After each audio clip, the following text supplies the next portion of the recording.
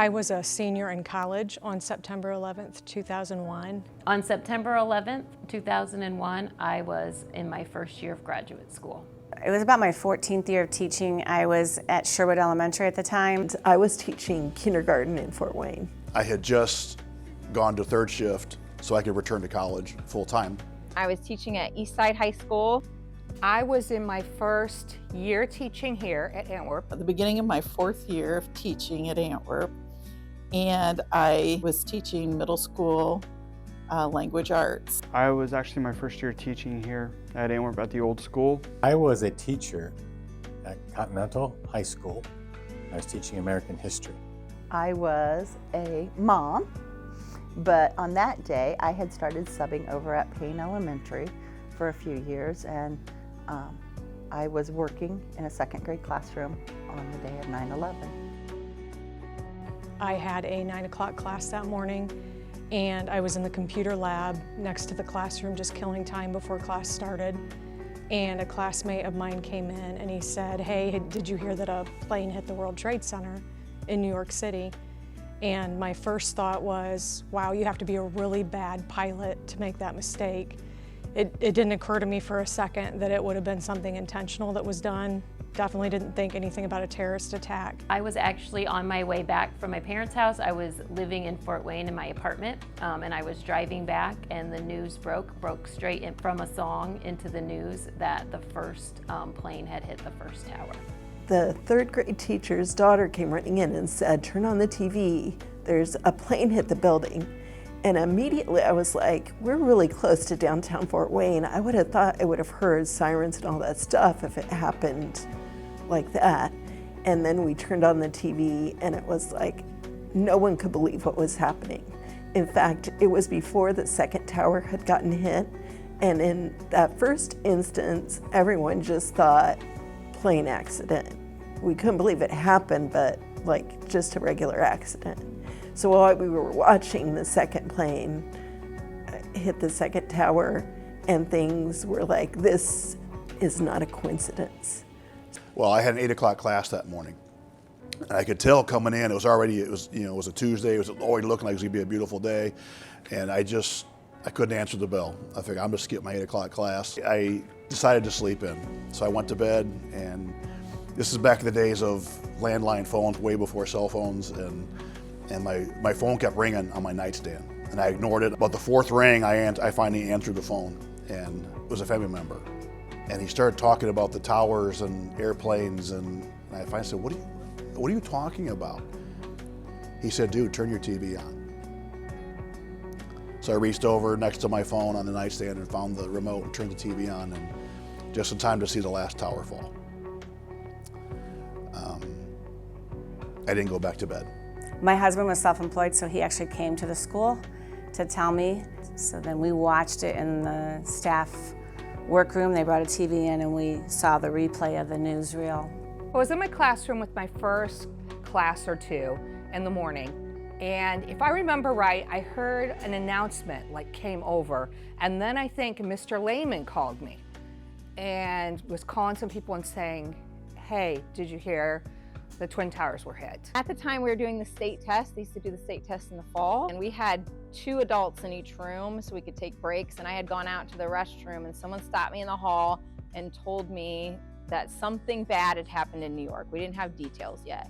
So I had 1 computer in my classroom, so I went and checked, and they had talked about the first plane hitting. We were, just starting our day and everything, and all of a sudden, our principal at the time, Mr. Miller, he comes over the loudspeaker and he asked us to turn on our televisions. And so we turned it on, and at that time, the North Tower had already been hit, and the newscasters didn't even really know what was going on. They just thought that, that maybe an airplane had gotten out of control and hit the tower. And this was probably just a few minutes before 9 o'clock that we were watching this. And then when the 2nd plane hit, then we knew that something bad was going on, that it just wasn't an accident, that it was probably some sort of terrorism. Mr. Miller, Jim Miller, who was our principal at the time, came and knocked on my door and asked me to come into the hallway, myself and Pat Measley, and he told us that a plane had just struck a tower and was curious to see what it would take to get the TVs working. Because back then we didn't have cable, we just had an antenna. So he asked if I could go see what I could do to get the TVs working. I actually had American history class that I was actually showing on a TV a video of an American history scene, and someone knocked on the door. So I went to the door, and it was a person who worked in the school said, "The World Trade Centers have just been attacked." And then she left. And so I thought, oh. So I told the students, let's stop the videotape and let's turn on the TV. Let's just see what's going on in the news. It was picture day, and all of a sudden there started to be a lot of teachers in between their classes and stuff out in the hallway talking. I thought, wonder what's going on. And the other second grade teacher actually came in and says, hey, can you come here for a minute? And she actually said that an airplane had crashed into one of the World Trade Center. That's how I heard about it. And she says, we don't know anything else. We just know that a big plane crashed into one of the towers. I went to class then for the next hour, hour and a half. So while I was in class, all of the other planes would have crashed or hit. I had work that day, so I got in my car and I was flipping through radio stations, and it was very, very eerie because nobody was playing music. Everybody was on the news. At the time I was dating my husband, Ryan, he was at a different school. So I called him on, it was probably a flip phone at that time. I called him and he had no idea what was going on, so he turned on his TV and that was the first that he heard about it. And by that time, we were obviously piecing together that this was a terrorist attack. I went to work at a bank, and I remember it was really strange that day because we only had 1 or 2 customers the whole day. It was like the world had stopped. Nobody wanted to leave where they were. Everybody was glued to the TV, and a lot of that was everybody was scared. We thought, where is it going to happen next? Who are they going to hit next? So everybody just kind of stayed where they were. We found a TV at the bank, rolled it out to where we could all watch it, and we just watched TV all day. It was like that for several days after that. Everybody, any minute that you had, you were watching the news to see what was going on. College classes were canceled, which never happened back in the day. We never had our college classes canceled for any reason. So we actually were just kind of hanging out in our apartment. We very rarely had news constantly at our fingertips back then. So we were able to just watch it and see things happening in real time. Some of the things that you guys see when you watch documentaries and things about it is the stuff that we were watching on TV happening as it was happening. We watched the second plane hit the tower in the news. We watched people leaving the buildings. We watched all of that happening. It was awful.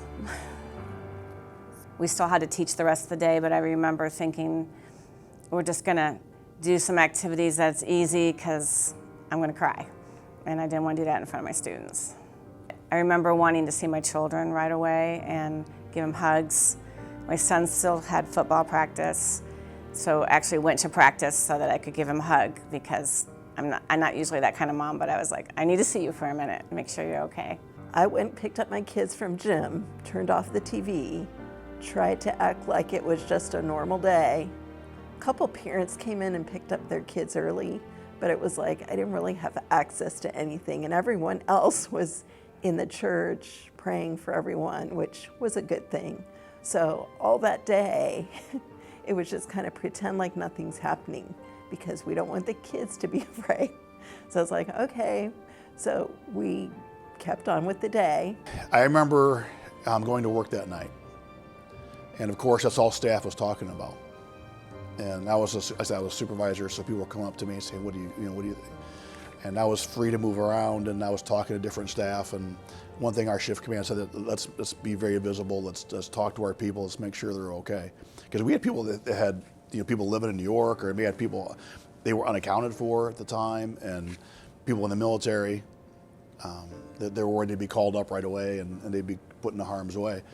And so I was making my rounds, and I remember vividly most inmates, their TVs were on ESPN, or they're watching the game, or they're watching some comedy show or whatever. Every single inmate TV was tuned into CNN or some other news network watching the cover. Normally when you walked in the prison, there was a normal buzz. There was a normal hum of activity of even at night. There was normal of voices and televisions and radios, but it was eerily silent.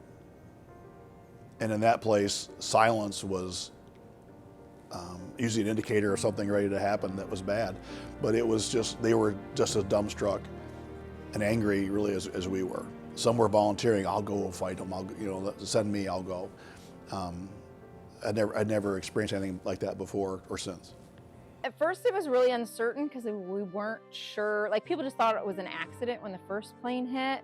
But once the second plane hit, everybody knew it couldn't be an accident. For me, I had a room full of 8th graders that I had to figure out like how to handle the situation. I have a really distinct memory of telling those kids that I think I just said something bad happened in New York, planes have crashed into buildings, and at that point we really didn't know anything else. But then by the end of the day, everybody understood how serious it was. And I remember sitting at lunch, and this was back when you didn't have TVs in every room, so you had to like wheel it in. So we had a cart with the TV and we sat, all of us teachers sat together in just complete silence, just watching the news. So I remember using the school phone to call my husband and just check in. And I feel like everybody was doing that. Like everybody just wanted to call their family and just make sure everybody was okay. Not that anything would have happened, but everybody was just really feeling uncertain and nervous. We did not do a whole lot that day. I kept the TV on, and I think I had it on CNN at the time, and I had the TV on the entire rest of the day. We were all so quiet and looking and talking, and I knew none of us felt like working or wanted to work. When I saw it first, when the second tower was hit, and we're sitting there, and then all of a sudden the first tower went down, and it just kept getting worse and worse, and the terror that I felt like those people must have felt. And I just knew something was going to change at that point, and something major was changing in our life. So we didn't do a whole lot. We just kind of sat and talked and watched, wondering what was going to happen next, and just responding in kind of a real visceral and emotional way. But you definitely felt like something was different in your life, and it was never going to be the same. It was just so sad. I remember, everybody crying a lot and, being so upset and scared because you didn't know what was going on.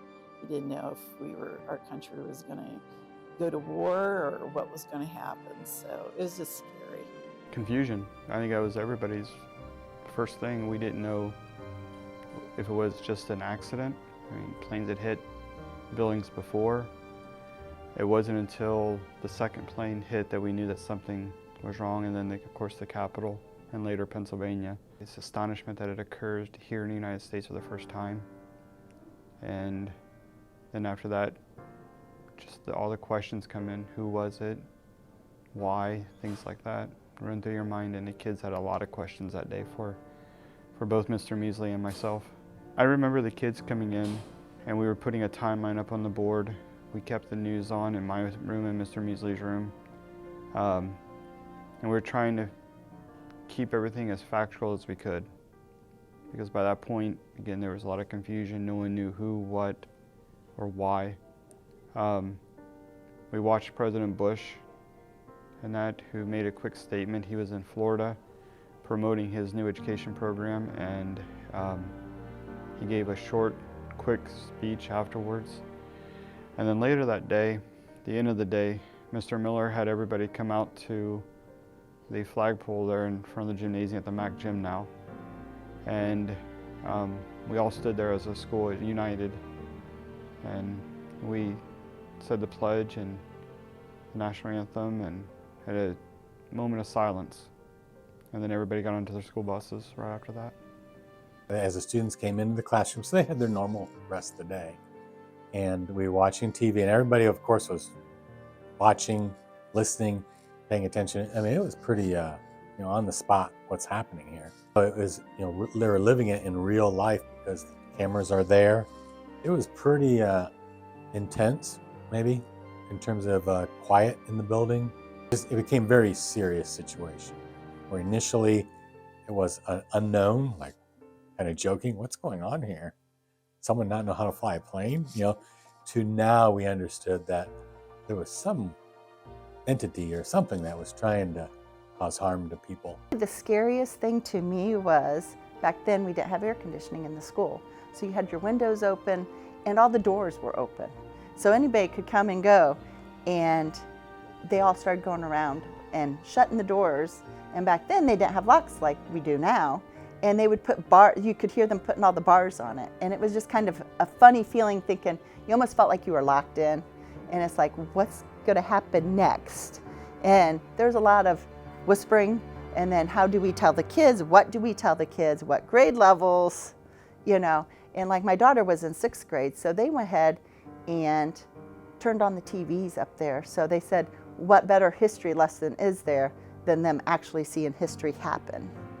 Then I got to thinking about my brother, because they also said there was another plane from Boston. And at that time, my older brother was working from Boston and flying back and forth. So I kind of was a little scared then, but I was also very thankful that at least both my children was here with me in the same school building. So I knew they were safe and nothing, if something would happen, I'd be there with them. I remember we did go over to my mom and dad's that night. We already had plans to go there. I don't remember why, but on the way there was no airplanes in the sky because they had grounded them all. But there was one plane, and it kind of scared me because I'm sitting here, what is it? We later found out it was actually Air Force One, carrying the president from one place to the other. Overall, that day was terrifying for people my age. We were all thinking war was inevitable, and we wondered if they would reinstate the draft. I remember being really worried about that for Ryan, my husband. For those of us old enough to remember it, it's definitely a before 9/11 and after 9/11, just everything changed that day. After 9/11, immediately after, people were nicer, to be honest with you. People were talking, and people were donating blood, and people were donating supplies and doing all of these things to try to help the people of New York. It didn't last as long as maybe we had hoped it would, but that was also something that we hadn't seen before. Well, definitely as a whole country, we became very patriotic. They were selling flags everywhere, giving you out decals to put in your windows. I mean, I feel like a lot of songs were written that year about America and how strong we should be, and that we're not going to tolerate this, we're going to help each other. We were more compassionate, I think, as a society.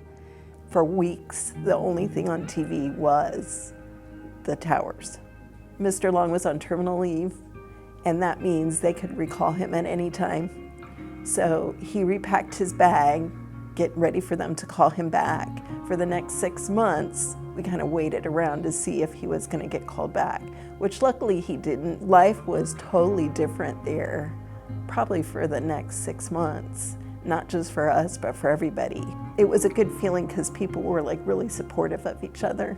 And it's kind of sad that it takes something like that to make people like support each other. Immediately after 9/11, as with any big disaster, there's a scapegoat.